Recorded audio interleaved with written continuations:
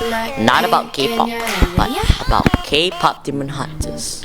This is what all the youngsters are talking about these days. You can see them wearing the Kpop Demon Hunters costumes and stuff. On Children's Day, back in 2025, I saw these kids wearing all this K-pop stuff. Kpop Demon Hunters. I was like, WTS, what the Sigma, man. I was like so shocked and stuff. Like, this really went to the kids' minds and kind of messed them all up and decided to wear all these clothes and stuff. I'm like, okay, just walk past them and go and do my stuff. So today we are comparing about Rumi, this person right here, and Jinu, this person right here. So if you all have watched KPDH, short form for Kpop Demon Hunters, I'm gonna use this acronym throughout the whole podcast, okay? Because Kpop Demon Hunters is very long to say, so I'm just gonna say KPDH. So don't mind that. So we'll be comparing we'll be understanding their guilt, understanding their sacrifices, comparing their redemption paths, guilt in our lives, sacrifices and trade-offs, identity and authenticity, redemption and making things right, when you want something versus what others need, when you're hiding your true self, when you're dealing with guilt, when you need to make things right. So this is 1, 2, 3, 4, 5, 6, 7, 8, 9, 10, 11. So 11 things we're gonna cover. Okay, this is gonna be a big video, so big chunk of information is just gonna come out from my mouth, so stay tuned. So let's start with understanding their guilt. Now let's talk about the leader of the Saja boys band. This band drives the girls crazy. Okay, it's Jinu. Yes, so the leader of the Saja band's boy band thingy is Jinu. So let's understand the choices that led to his guilt. His guilt stems primarily from his choice to abandon his mother and younger sister for a life of luxury and comfort. He made a deal with the demon king Grima to escape poverty, which allowed him to live in the palace with fine food and silk siege. That sounds worse. That sounds as worse as Cronus masochistic surgeries that he did on himself. But Cronus masochistic surgeries were doing bad for his physical self and as well as mentally. But what Jinu is doing, what Jinu did, is hurting him mentally. So now let's understand whether his decision is active or passive, or something else. Jinu's initial decision was to accept Grima's offer and go to the palace was an active choice, made out of desperation to save his family from poverty. See, this stems from something negative. 负能量, negative energy. Yes. However, this choice was heavily manipulated by Grima. I hate Grima, who made Jinu believe that he could do nothing for his family and later altered his memories to maximize guilt. This is Grima right here. Take that, Grima. So our gentleman has gone through quite a lot of experience, His mother and younger sister were directly hurt by him mentally and physically by the palace guards guarding the gates. Now look at Rumi. Now let's look at Rumi. This character right here. Rumi, okay? The purple haired girl. Her guilt stems from secret identity as being a half demon. Is that really true? It's kind of badass. Which she was taught to hide it due to the shame of being associated to it. So it's not. Excuse me. Rumi didn't have control over her guilt and she didn't choose it. So she didn't choose it, it just came naturally. She didn't have to choose it and it just came naturally, She was born with it. So it just came naturally. I was right. Natural. Rumi thinks about Mira and Zoe, who will be hurt if the truth comes out that she's actually a demon, half demon, not a fully demon. And which actually happened in the animation where she came out backstage and Mira and Zoe saw her patterns, and then Mira and Zoe's like, WTF, what the sigma is wrong with Rumi? So you were hiding something from us? Oh my god, OMG, oh my god. Then they took out their weapons about to hurt Rumi, yeah, but that didn't happen. Now let's talk about understanding their guilt.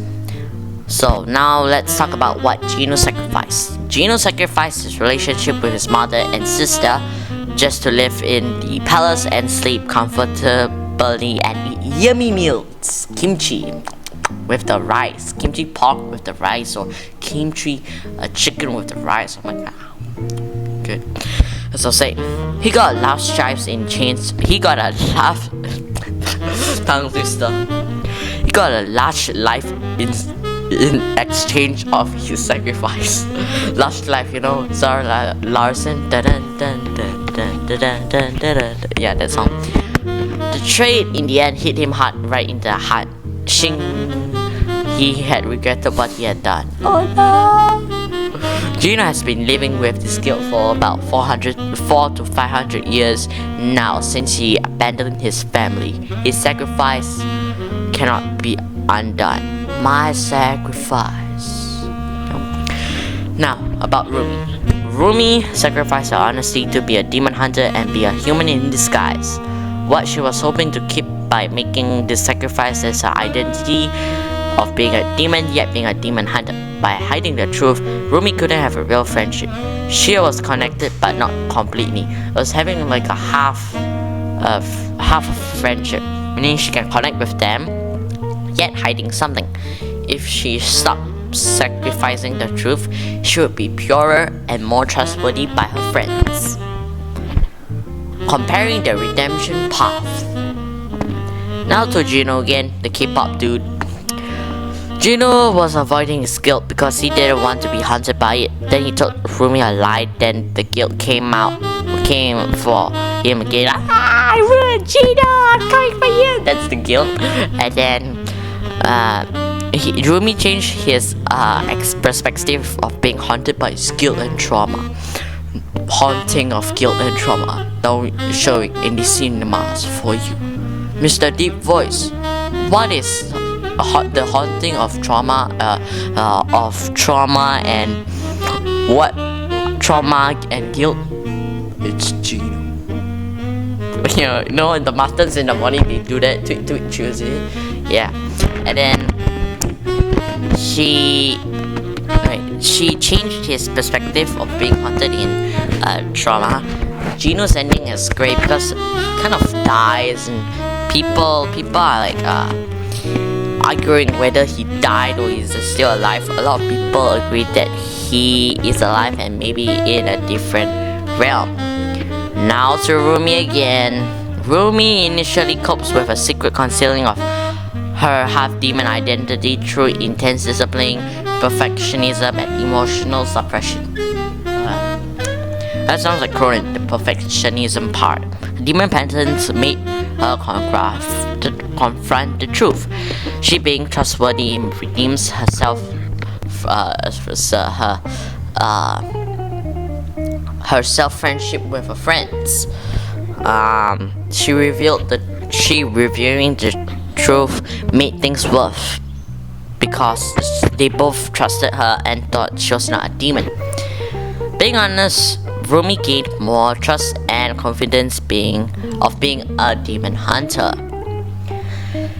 Guilt in our lives. Okay, here we go. When have you felt guilty? Was it your actions or identity? Right, this question is from my friends and family, so I'm gonna answer them. To answer that question, when I tell a lie, I feel guilty. So for me, it's my actions lying that caused the guilt. How did guilt affect your behavior? To answer that question again, the guilt made me change my mindset. It Has anyone manipulated you with guilt? How is that like Rumi and Jinu? Well, yes, like my ex-friends who asked me to play with them, even though I didn't want to play with them. That actually sucks. But now I'm in a different area right now. There's no more of that friends. I don't even see that friends anymore. And I'm in a totally different area right now. I can see beautiful trees and stuff. Yeah, let's get back to our podcast stuff. Sacrifices and trade-offs. What have you sacrificed to be fit or to be accepted? On behalf of that question, well, yes, I do sacrifice my energy to be accepted. And looking back, do you regret those sacrifices? Do you get what you wanted? Yes, this is me. I'm talking right now. Yes, I do regret those sacrifices. I did. I didn't get what I wanted, but I destroyed myself in terms of mental health. But now I'm back to normal, all doing stuff well, and forgot about those friends for a really long time. Found better friends, found this spot called bouldering, and started bouldering. Met new people, met new friends, felt good about myself. Jumped right into this content creation, going good, getting some traction, getting some heat in the tires, but it's all going good. It's go smooth, baby. No Formula 1. Yeah. So, but what did I learn was I should prioritize my family. What my family needs me to accomplish, and then I'll do it, finish, then go find something else to do, like content creation. Know what I'm saying? Identity and authenticity. Are there parts of yourself you hide? Why? To answer that question, I do hide myself, like my smile, because I don't want people to see it. What do you feel when happen? What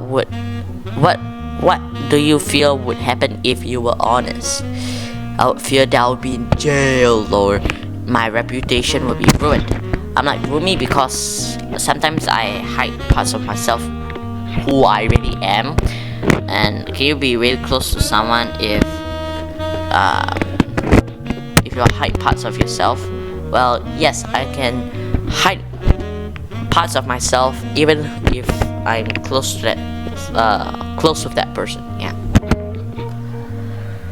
Redemption and wait, let me see how many more we have. We got 1, 2, 3, 4 more chapters to go. How do you handle mistakes? Fix, hide, or run away? Why? I fix and make up for it. Not the makeup K-pop thing, but make up for it, you know. And where was I? Oh yeah, for it, because I want the thing or person or place to be healed mentally and physically. Obviously, what makes admitting you're wrong hard? Fear makes me admitting my mistakes hard. I'm getting better at admitting my mistakes. Is saying sorry enough, or do actions matter more? Doing actions matters more. How do you forgive yourself? Is it hard to forgive yourself or be forgiven? It's harder for me to forgive myself. And I just tell myself that everything will be fine. Get back on track. You'll be fine. What helps you move past guilt? To answer that question, new and good experience help me move my past guilt. Alright guys, I'm gonna go get my mouth a break because I'm gonna drink, because I feel tired right now. My tongue's all like so I'm gonna go drink some water. I'll be back in a few moments later. So I'm gonna put the few moments later meme at like the few moments later. So yeah, I'll come back to you again after I drink some water. Peace. Feel that beautiful water. A few moments later. Alright, we are moving on to when you want something or what versus what others need. Yes. Scenario: wanting to pursue a passion that conflicts with family. Yeah, that actually happened.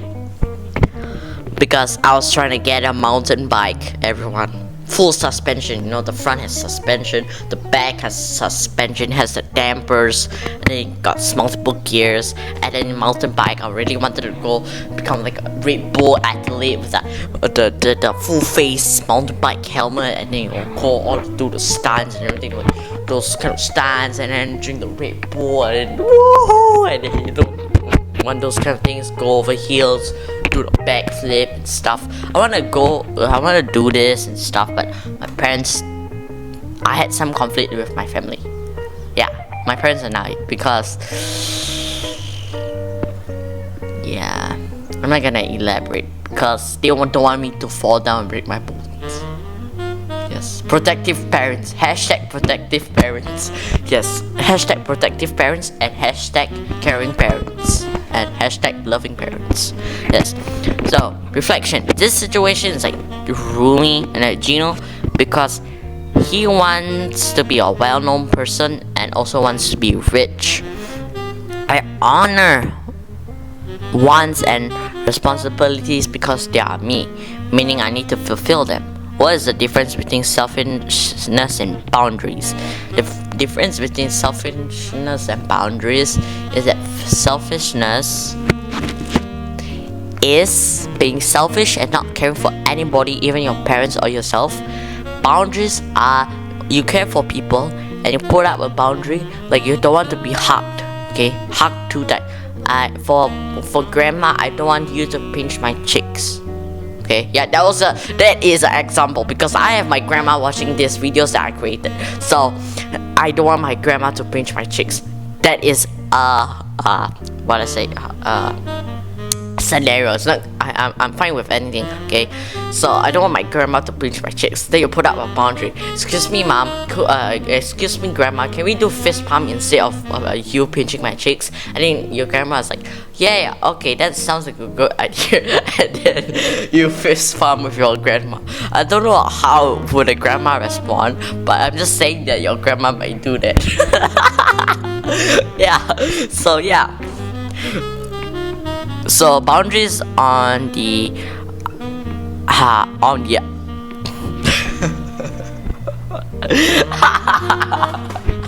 I gotta admit, what I was saying was actually funny, right? So boundaries, however, is something that a person puts up to like kind of saves them from something they don't wish to get or do.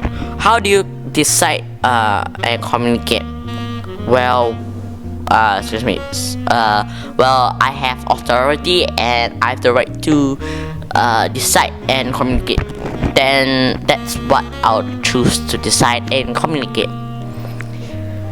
Alright, we have still more stuff, a few more stuff. Navigation. When is it okay to choose yourself? Anytime is the right time to choose oneself. Communicating needs without abandoning others. I will need to be quiet in loud times. Like for example, this is a true scenario. My friends are speaking about some K-pop group or something like Baby Monster, Blackpink, whatever you name it, New Jeans, Stray Kids, BTS, how many we've got left, Twice, Red Velvet, you know, a bunch of them, and then I along those lines, and then I have no interest of it. I just get down to their point and agree with them on certain things I know about K-pop and stuff, and whatever they're talking about, like anything, you know, like if they're talking about F1, I knew a huge bit of F1, so I can just fire them with F1 information. If you're talking about Marvel, I know Marvel, so I just shoot them with Marvel information on things that I'm strong upon, like photography, content creation, script writing, book writing, exercising, working out, fitness, bouldering, anything that I'm good at or I know. Yeah. Yeah, so where am I? What is the difference between temporary sacrifice versus giving up identity? Temporary sacrifice, okay, this is an example. Now I'm moving to a new place. I cannot buy a very expensive road bike, Bianchi, you know, or Polygon Stratos, or something, or Trek, you know, Trek, road bikers, or Cervelo. No, I'm a road biker fan. I like road bikes and bicycles, and then which is really sad actually, but it's a temporary sacrifice.